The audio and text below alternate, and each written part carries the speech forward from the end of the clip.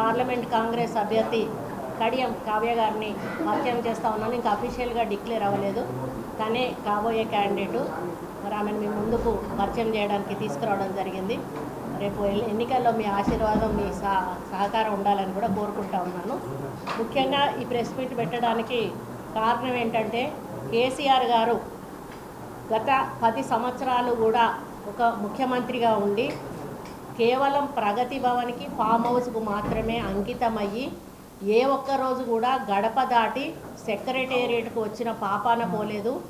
ఎమ్మెల్యేలను, మంత్రులను కూడా కలిసి కనీసం అవసరం ఉన్నటువంటి ఫైళ్ళ సంతకాలు, అర్జెంట్ ఉన్నటువంటి ఫైళ్ళ సంతకాలు కూడా పెట్టనటువంటి కేసీఆర్ గారు మరి గెలిచిన తర్వాత, కాంగ్రెస్ పార్టీ గెలిచిన తర్వాత 2 సార్లు అసెంబ్లీ అయినా కూడా ప్రజల సమస్యల మీద స్పందించడానికి కనీసం అసెంబ్లీకి కూడా రానటువంటి కేసీఆర్ పోనీ అసెంబ్లీలో జరిగినటువంటి విషయాల మీద కూడా స్పందించినటువంటి కేసీఆర్ ఈరోజు మళ్ళీ ఎంపీ ఎలక్షన్స్ వచ్చాయి, ఎంపీ నోటిఫికేషన్ రాబోతూ ఉంది, ఎలక్షన్ల నోటిఫికేషన్ అని తెలియంగానే మళ్ళీ డ్రామా స్టార్ట్ చేసి బయటకు వచ్చి ప్రజల మీద ప్రేమ ఉన్నట్టు ప్రజల మధ్యలోకి వెళ్ళి మరి ప్రజల సమస్యలను తెలుసుకుంటున్నట్టుగా నటిస్తున్నటువంటి మరి కేసీఆర్కు వ్యతిరేకంగా మరి ఈరోజు ఈ ప్రెస్ మీట్ పెట్టడం జరిగింది.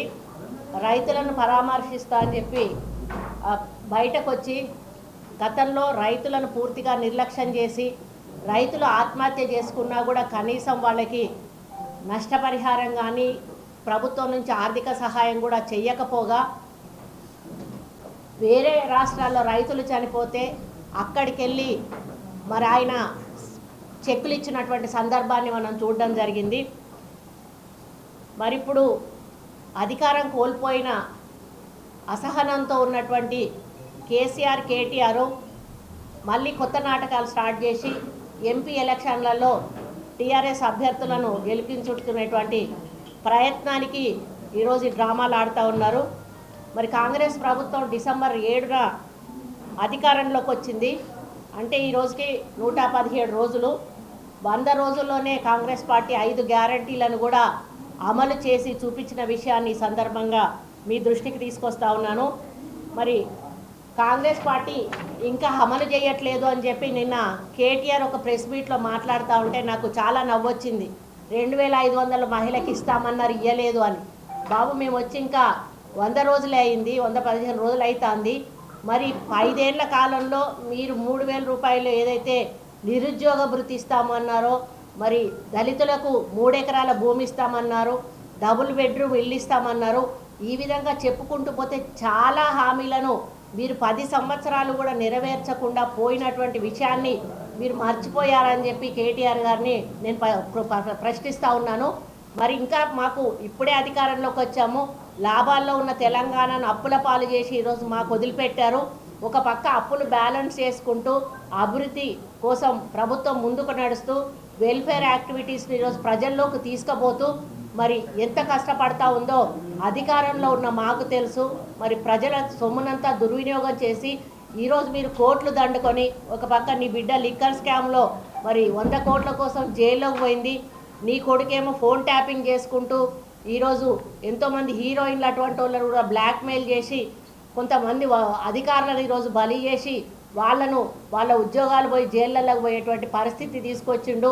మరొక పక్క కాళేశ్వరం మేడిగడ్డ గట్టి మరి మీరు మొత్తానికి కాళేశ్వరాన్ని, మేడిగడ్డను కూడా ఈరోజు కూల్చాలా, ఏం చేయాలో తెలియనటువంటి పరిస్థితుల్లో మీరు వదిలిపెట్టిపోవడం అనేది చాలా బాధాకరం. మరి ఇటువంటి పనులన్నీ మీరు చేసి కాంగ్రెస్ రాగానే ఈరోజు కష్టకాలం వచ్చింది, కాలం కావట్లేదు అని చెప్పి మాట్లాడుతూ ఉన్నారు. అయ్యా బాబు, మేము వచ్చింది వర్షాకాలంలో రాలేదు, మేము వచ్చినాక వర్షాకాలం కూడా ఇంకా రాలేదు. వర్షాకాలం వస్తే కాలం కాకపోతే అప్పుడు కరువు వచ్చిందని మాట్లాడాలి. ఇప్పుడున్న పరిస్థితులలో రైతులు పంట హాలిడే ఇచ్చినా కూడా కొంతమంది రైతులు వేసుకున్నారు. పంట వేసుకోవడం వల్ల వాళ్ళు ఎండిపోయింది. ఎందుకంటే టేలెంట్కు వాటర్ రావు, మీరు వేసుకోకండి అని కూడా ప్రభుత్వం చెప్పినా కూడా వాళ్ళు వేసుకోవడం జరిగింది. మరి పంట నష్టం గతంలో మీ ప్రభుత్వం ఉన్నప్పుడు ఎకరాల కొద్దీ కూడా పంట నష్టపోయినా కూడా మీరు రైతులకు పంట నష్ట పరిహారం ఇవ్వలేదు. గతంలో కాంగ్రెస్ ప్రభుత్వం ఉన్నప్పుడు పంటల బీమా పథకం ఉండేది. ఆ బీమా పథకాన్ని కూడా తీసేసి మీరు వాళ్ళకి ఎటువంటి నష్టపరిహారం రూపాయి కూడా చెల్లించినటువంటి పాపాన పోలేదు. కానీ ఈరోజు ఈ ప్రభుత్వము పంట నష్టపోయిన వాళ్ళకి, అదేవిధంగా పంటలు ఎండిపోయిన వాళ్ళ గురించి కూడా ఆలోచించి వాళ్ళకి అండగా ఉంటామని చెప్పి మా సీఎం గారు ఈరోజు మన సీఎం గారు రేవంత్ రెడ్డి గారు చెప్పడం జరుగుతుందని కూడా ఈ సందర్భంగా మరి తెలియజేస్తూ ఉన్నాను. 9.5 సంవత్సరాల్లో మీరు చేసిందంతా కూడా మోసపూరితమైన పాలన, మభ్యపెట్టి ప్రజలను మరి మీరేమో చేస్తున్నామని కలరింగించుకుంటూ కేవలం మీ 4 కుటుంబ సభ్యులు మాత్రం బాగుపడి మరి ఈరోజు తెలంగాణను నష్టాల ఊబిలో కూరుకుపోవడమే కాకుండా ప్రజల సొమ్మంతా కూడా దుర్వినియోగం చేసినటువంటి చరిత్ర, మరి కుంభకోణాల్లో కూరుకుపోయినటువంటి చరిత్ర మీ ప్రభుత్వాన్ని. ఈరోజు కేసీఆర్కి మాట్లాడే నైతిక హక్కు కూడా లేదని చెప్పి నేను తెలియజేస్తూ ఉన్నాను. ఎందుకంటే ఆయన అధికారంలో ఉన్నప్పుడు ఏ రైతు చచ్చిపోతేనో, ఏ రైతు కన్నా పంట నష్టం అయితే, వరదలు వచ్చినప్పుడు కూడా ఒక్కరోజు కూడా రైతుల దగ్గరకు వచ్చి పరామర్శించిన పాపాన పోలేదు. అధికారంలో ఉన్నప్పుడు గుర్తురాని రైతులు ఈరోజు ఎన్నికల సమయంలో ప్రతిపక్షంలో ఏదో చేస్తామని మాట్లాడడానికి రావడం ఏదైతే ఉందో అదంతా కూడా కేవలం రేపు జరిగే పార్లమెంటు ఎన్నికలను దృష్టిలో పెట్టుకొని కేసీఆర్ ఆడుతున్నటువంటి నాటకంగా నేను ఇక్కడ చెప్తా ఉన్నాను.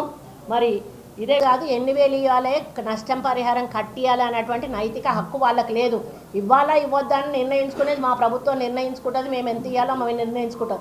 కానీ మీ అధికారంలో ఉన్నప్పుడు వందల కొద్ది, వేల కొద్ది ఎకరాలలో అధిక వర్షంతో కొట్టుకుపోయినటువంటి వాళ్ళకి మీరు ఏమి ఇచ్చారు అని చెప్పి అడుగుతున్నా. కాబట్టి మీరు అసలు ఇచ్చుంటే ఈరోజు అడగాలి. మేము ప్రభుత్వంలో ఉన్నాం, మాకు తెలుసు, రైతుల బాధలు తెలుసు. మా ముఖ్యమంత్రి గారు ఆల్రెడీ ఆలోచిస్తూ ఉన్నారు. దాని మీద మరి ఎండిపోయిన వాళ్ళకి ఎంత ఇవ్వాలి, మరి నష్టపోయిన వాళ్ళకి ఎంత ఇవ్వాలి అన్న విషయాన్ని వారు నిర్ణయించి తప్పకుండా రైతులకు అండగా నిలబడతారని మాత్రం తెలియజేస్తా ఉన్నారు.